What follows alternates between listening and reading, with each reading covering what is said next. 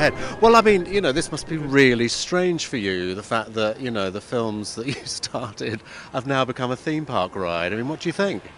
It's staggering to me to see this. You know, somehow we made Saw 1 with spit, rubber bands, scotch tape, and credit cards. You know, we made it for under $1 million. And it worked, and it worked here in the UK before anywhere else in the world, which was, to me, great, because Lionsgate, they weren't really sure how they were going to first release the movie, and then when it worked so big here, they didn't have a choice but in the States. And now to see this, I kind of am staggered. Is that the reason why we're in a theme park in England then? Because it did actually break out from this territory? Well, the movie broke here, yeah, and Thorp Park came to us wanting to do it, you know, which nobody in the States has yet. And tell us more about the actual film series itself. I mean, how much longer are you going to sort of keep extending it? I mean, every year another one comes out, it makes more money. Every year, I think it's the last one. Alrighty, I'm not... we take it one at a time, and it's hard because we really don't like thinking about the future until the movie's open. You know, I don't want to be the producer who's made one too many Saw movies. Oh. But Saw 5 worked and did really, really well, and I personally like it. It's one of my favorites of all of them. And we start shooting Saw 6 March 30th in Toronto, and we have a great script. I actually think it's the best script we've ever had. You know, generally we don't have a script till the day before we're filming because it's such a race. But this time it's 3 weeks beforehand and the script's locked, and it just really, really works well. And there's such a good twist ending that it's kind of, I'm looking at it now going, you know, you're going to have to do 7.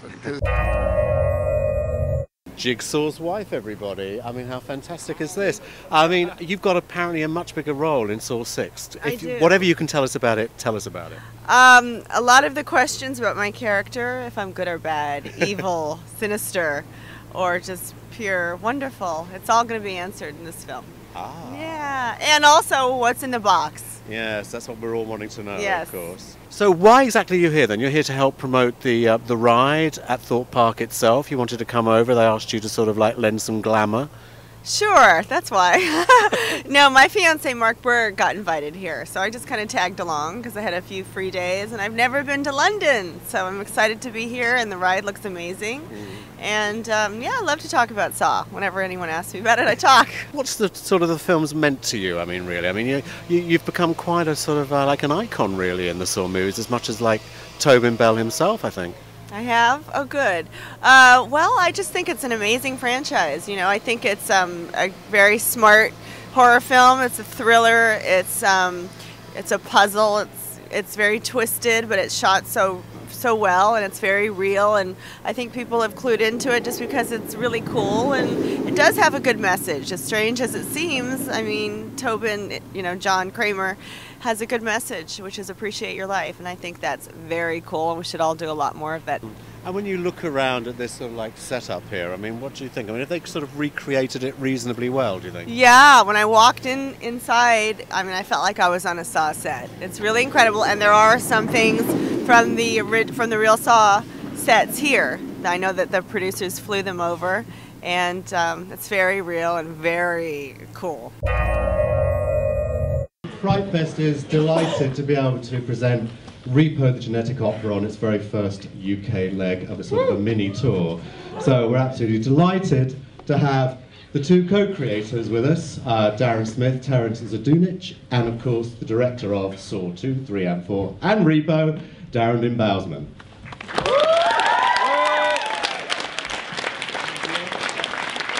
Thank you guys so much for having us. How many of you guys have actually seen Repo so far? Has there anyone here seen it? Yay. All right. Wow. Guys, it is so cool to be here right now. I mean, I directed, as he said, Saw 2, 3, and 4, but my passion has always been rock operas. I know that sounds kind of crazy, but I have a big request for you. We're going to stay around afterward for a Q&A. Before I turn it over to Darren and Terence, I want to ask you guys a favor. This is not a movie where you be silent during. This is a movie that you boo, you cheer. If you know the lyrics, sing along. Like if I were to ask you guys, I want to see how many of you guys are actually fans. If I were going to say Zytrate comes in a little glass vial. A little glass vial? A little glass vial. A little glass vial. Thanks for coming to our FrightFest screening. Thank you. We've actually had fans coming from all over Europe just to be at this particular screening. I mean, what is it about this movie that actually means that they're doing this? It's crazy. We've been noticing this in the last couple of months that even our premiere story, we had a premiere in Las Vegas. And in Las Vegas, we had people flying in from Paris, from Germany, from Australia, from England. And it was then that we actually stopped and realized this was not a normal movie. And we're not talking about one fan doing this. We're talking about a multitude of fans coming in from out of the country. Because Repo is not a movie, it's an event. But what is it about you three working together? I mean, how does that gelled and how's it worked to make the best film that you could possibly do? It doesn't. We hate this is an act right now. We hate each other. Our people talk to each other. Yeah, it gelled. Don't look at me in the face. Mr. Bousman. It gelled from day one because what happened is when we first did our stage show in 2002 in LA, this young guy by the name of DARREN BOUSMAN had just come to much town. thinner and a full head of hair. Full head of hair. But he was introduced to us, and he said, "I was born to make this, this stage show." And then he was later, "I'm born to make this movie." It's true. I mean, the reality is he became part of us. He became like the fifth Beatle, I guess. I don't know. No, I am the fourth Beatle. Sorry. All right. Oh, this is a little bit. Yeah. Okay, well, it's called Birthday. It's a supernatural thriller about this character Layla, which I'm playing, and basically her experiences. Every year coming up to her birthday, she starts to have really bad nightmares and really goes through a kind of tough experience. And then this year, it kind of all climaxes and it gets worse than ever, and you kind of find out why it's all happening. The film, for me, most closely echoes the others with Nicole Kidman, where I just had this sense of something brooding in the house that was unknown and intangible and not revealed until the final scenes, which for me was a sensational film. Well, it's a supernatural thriller about a girl who's haunted by the spirit on her birthday, on and around her birthday every year. It explores the dark side of ourselves.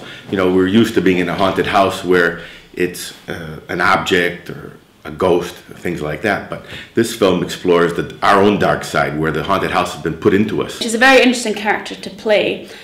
She's very troubled, obviously, for her whole life. She's been having these weird experiences at her birthday, so that's obviously made her very strong as well. So she can be quite sort of closed off and everything, but she's also very vulnerable. And you have kind of flashbacks to her childhood and everything as well, so you kind of get to know her quite well in the film. She also has her own issues. There's quite a few hints that she perhaps has problems. She drinks a lot and takes a lot of sleeping pills and things like this. So she's got quite a lot of depths in it, and very tired all the time, of course. She suffers from a few sleep problems caused by the nightmares and everything like that.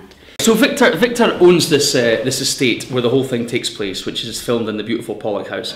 But he doesn't tell anybody that he owns the place. He just passes himself off as the caretaker, because I think he's kind of concerned and worried about women trying to grab his cash, of which there is none. And as for young SHIAN DENOVAN, she's been a real discovery. She's been just absolutely amazing.